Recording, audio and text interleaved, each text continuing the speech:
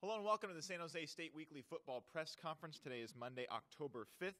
San Jose State 2-3 following the 35-21 loss at Auburn last week, and they will re-enter conference play this weekend against UNLV on the road. That game on Saturday, October 10th, 6 o'clock kickoff time, and you can see it on the Mountain West Digital Network and Campus Insiders. You can hear it on 1590 AM KLIV and the Spartan Radio Network beginning at 5:30.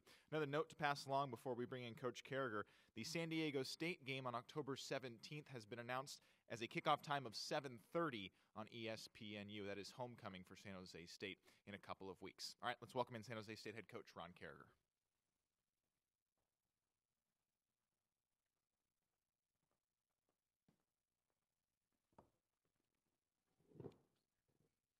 Thank you, Justin. I appreciate it. Good afternoon, everyone. We had a chance to view the film, watch the game, and I feel really the same way I did when I addressed the team after the game. I was very encouraged by the effort. I think we fought hard and competed well, particularly in the trenches. The offensive line, the running backs, the tight ends did a nice job creating movement of a very good defensive front team historically, and I was very encouraged by that. I think defensively our front seven as well played hard and did a nice effective job. I think that that's a lot to build on, the momentum from the way we played in the trenches, building off our Fresno State game as well. Those two are two good games, two physical games that is our style, that I'm very encouraged with how we played. I think I could summarize the negative in the game is 4-0 field position. You don't win many football games when you turn the ball over 4 times and you create 0 turnovers from your opponent. Then also field position as well. Our drives were in the entire length of the field when we made our drives, and our opponents' drives on Saturday were short distance, most of them. And I think we have to do a better job from a standpoint of kickoff coverage in particular. Has been addressed and will continue to be addressed because that didn't get cleaned up Saturday like we thought it would. And then all the other units, I think, we're solid. A punt, we only had to punt one time. That was solid. And the kickoff return was solid. But it's the kickoff coverage in particular that we need to clean up.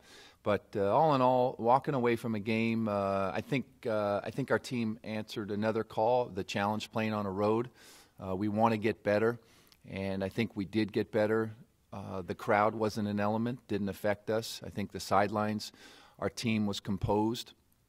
Our team handled that situation very well, and we were able to play our game minus the mistakes that I'd mentioned earlier. So I was encouraged. I think that momentum going forward, I'm pleased that we're back into conference play and getting back to line up. This is an exciting time. We're playing a conference opponent.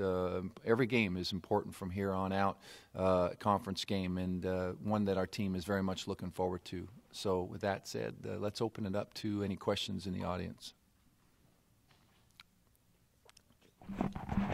Ron, looking at the kickoff coverage situation, is it scheme, is it personnel, is it both, is it neither? Yeah, I think what stood out most is 2 things.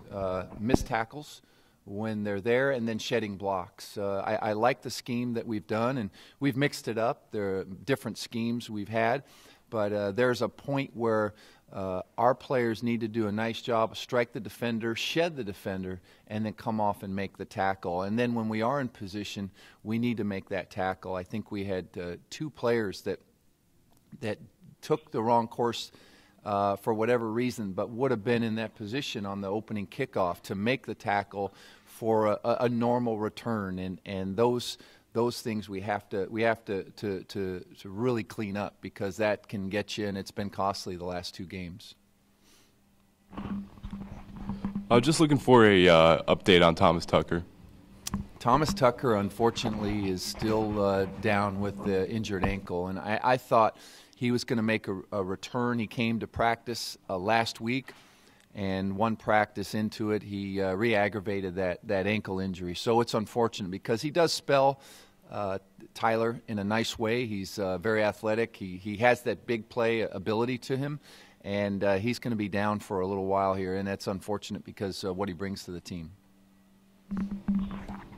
Coach, you mentioned the 4 turnovers in the game against Auburn. What are you guys going to do as far as focusing on trying to reduce, if not eliminate, these kind of turnovers against UNLV this Saturday?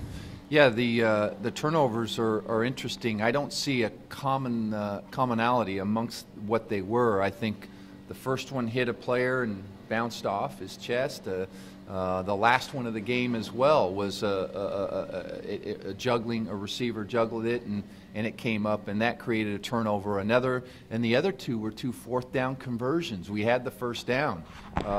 The one receiver was well beyond the first down marker, and he got hit and back and I was frustrated on that one because I thought forward progress had been stopped.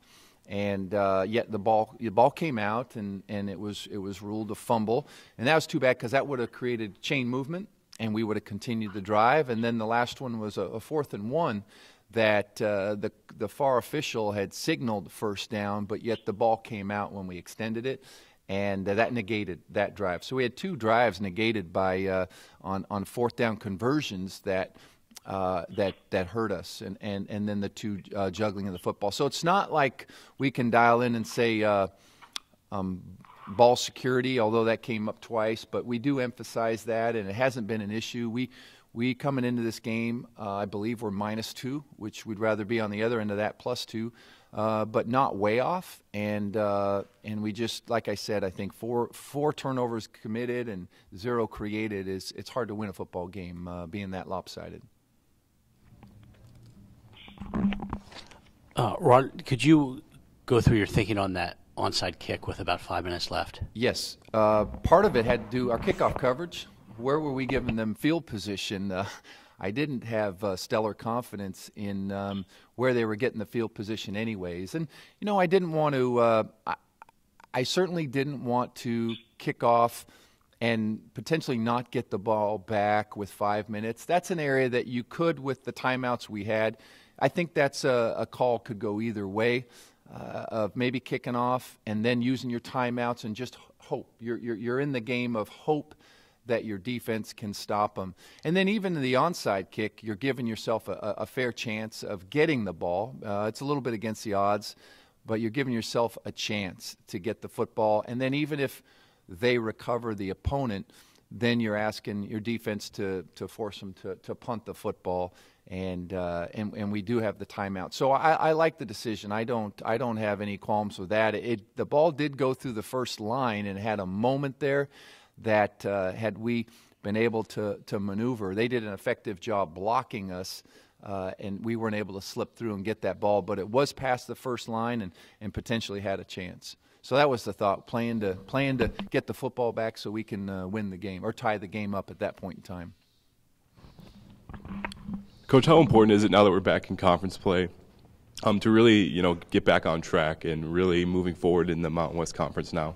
Well, very important. I told the team, ideally you learn valuable lessons from non-conference games that carry over to bring you success in your conference, because obviously if we were ranking wins for our football program, the conference would trump non-conference because we're playing to win a championship, and those games count towards that championship.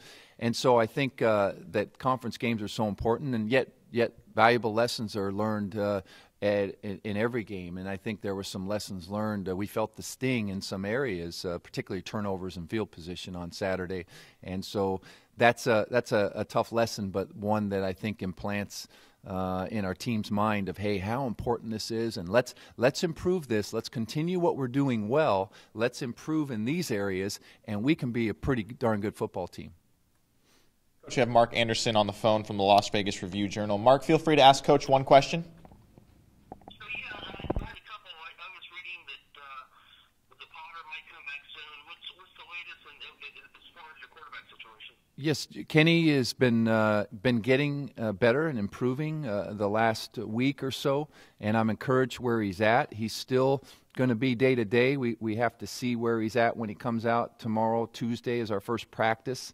First time we'll really get to see him since last Thursday's practice. go under the strains of teamwork. And so it'll be interesting to see how Kenny has progressed. All the while, Joe and Malik will be getting reps, and so we'll have to see, the next couple days how Kenny has progressed, and to be able to make that call if he's going to be healthy enough to be cleared to go on Saturday. Well, we have to see day to day. Definitely got to see how he plays, and it's been 2 weeks since he's played a scrimmage type football.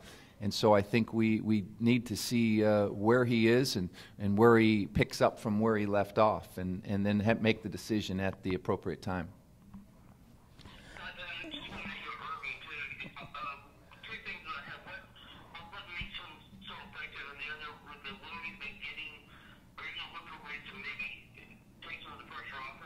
Well, I think what makes Tyler, let's start with the offensive line and the running backs, or the fullbacks and the tight ends. I think they've, as a group collectively, have been playing very well, coming off the ball, good leverage and in unison.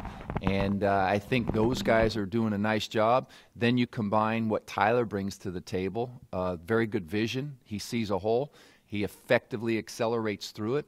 He's got a nice combination of strength and speed.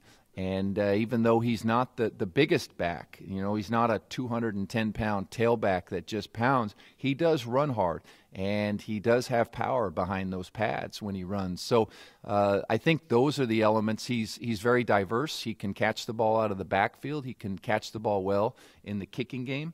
And I think those things are a nice combination, and he's been effective with the ball in his hands for us this year. And you had a second question as well, I think. Yeah, it was about he's making a lot of carries. Are you going to look for ways to increase that, or does he capable of keeping up that pace? Well, I think you keep feeding the ball to you guys making big plays, and I'm encouraged with it. But you look at our offense, it is more dimensional than Tyler Ervin, and is even when he's carrying the ball at 42 times as he did against our opponent 2 weeks ago. We still have other ways to balance what we do and not fall into that one-dimensional mode. So he definitely is good with the ball in his hands, but I also like some of the other players that we have who've made some big plays for us, and we need to continue to do that. And let's let these guys play, and I'm encouraged. And part of Tyler's in excellent condition; he can handle it. I'm not going to push a player if his body is worn down or it's beyond his means to be able to play at that level. But he's a very well conditioned athlete, and so we'll keep him going strong. Coach, you're welcome. Coach, I know your special teams, gave your defense, a short, or they gave the offense a short field for them. But you guys still gave up 5 rushing touchdowns, and now going up against Keith Whiteley this week. How are you guys going to try to shore that up and keep that from happening this weekend? Yes, UNLV has got a very good running back in Keith Whiteley, and he's averaging 4.6 yards a carry, and they have a nice zone read spread offensive attack that they do a good job, and I just think we need to do a good job at Abel. He is a veteran player. As you know, he played U of A and started some games as a walk-on freshman there, and we were fortunate he wanted to come back home and being a part of our program. Vince is very mature, and he is very intelligent as a football player, and I think we as a coaching staff, there's some guys out on the field that you feel that guy is an extension of the coaching staff. Vince is one of those guys. He knows the system very well. He can help bring along some of the younger players in our program, and he's a very respected senior player in our team. So all in all, really pleased to have Vince Miles, and he's having a really good year thus far. Coach, over the last couple games, Jimmy Pruitt's been really playing well at the line of scrimmage. Is there a need to use him at the line of scrimmage to help in run defense support? Well, it's nice to have athletic corners like Jimmy in Cleveland, and those guys can come off the edge and create protection issues for the offense, but also it's good having them downfield in coverage. And I think I think that what we do with our corners, I like it, where they can play man coverage effectively, play zone, but also they can bring the heat and put some pressure on the quarterbacks out of blitzing. So Jimmy's been very effective to blitzing from the corner position. You have to have a good knack, a good sense of timing of not tipping your hat too early and coming at the right time, and Jimmy has a good gauge for that, and it's been effective doing that, coming off the edge. Ron, I know each team that runs the spread has its own nuances, but what UNLV does, have you seen any of that thus far against the spread teams you faced? Yes, I think they do a nice job of they do some cross-formation motions and shifts that even though they're running maybe a power run play, that receiver going in motion will keep that backside linebacker honest, because he's got to play the reverse that will come. Even if it hits once every 5, 6, 7, or 8 times, he's going in motion. You have to honor and respect that. If you sell out to a run, the misdirection will cost you. And I think that's one thing they do effectively. They also, off of that spread run attack, they have a nice play action package. I know Boyd, their receiver, who's a sophomore for them, has been playing well. He's their leading receiver. And then number 84, who's also a really good, Kendall Keys, has caught some big passes for them. So, and I think their quarterback is a year more mature. He came in from, I believe he was a junior college transfer last year, Blake Decker, and I think he's playing some really solid football for them. So those are the things we just have to be gap sound and be disciplined and stay home. Coach, speaking of their quarterback, Blake Decker, he did get injured in the game against Nevada. Now, if he's not able to go this weekend, how are you guys going to, try to go after their backup quarterback? Sure, and their backup quarterback had some effective drives. Watching him, I believe it was the Northern Illinois game, he came in and did some nice down-the-field drives. He kept the ball for a nice touchdown run of, I think it was 15, 16 yards on a quarterback keeper. So he's a physically bigger than Blake. He looks it on film and that he's a powerful runner, but he's been able to throw the ball as well. So I think both those guys bring a bit different dimension to the table. Blake Decker obviously has more experience and has been the starter, but I'm impressed with when I've seen number 14, their backup quarterback, play. He's a good player. Can you talk about Simon Connette's commitment to the team in the 5 years he's been here and what he brings to the table? Definitely. Simon, it touches my heart because Simon, we know, went through a very tough personal tragedy at home last spring. He lost his mom, and really his team was there, rallied around him, and I think back to how he worked through those issues. I can only fathom being 22 years old and that coming up, and it just was a tough time. Simon has always been a young man who just represents our program well in a first-class manner. He's a very good student. He's set to graduate this semester. And all in all, just a really good ambassador of student athletes in general, but of San Jose State athletes, and proud to have the opportunity to coach him.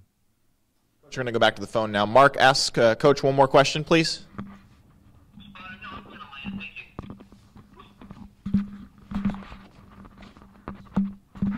you. Just wondering, health-wise, how you guys came out of that game. Pretty solid. I was encouraged. The Christian Tago got a stinger, and that was a setback for him.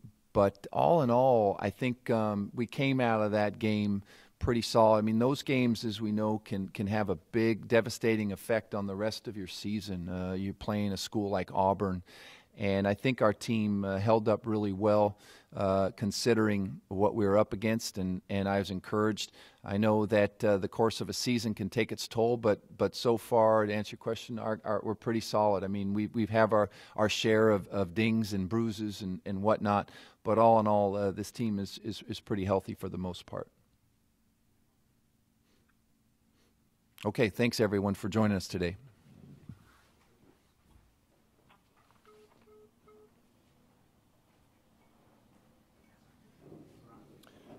All right, that's it for this week's press conference. Once again, San Jose State on the road this weekend at UNLV to re-enter conference play. That game on Saturday, October 10th. Kickoff is at 6 o'clock. Pre-game show on 1590 AM KLIV and the Spartan Radio Network at 5:30. And you can watch the game live on the Mountain West Network or Campus Insiders. Thanks for watching this week. We'll see you next time.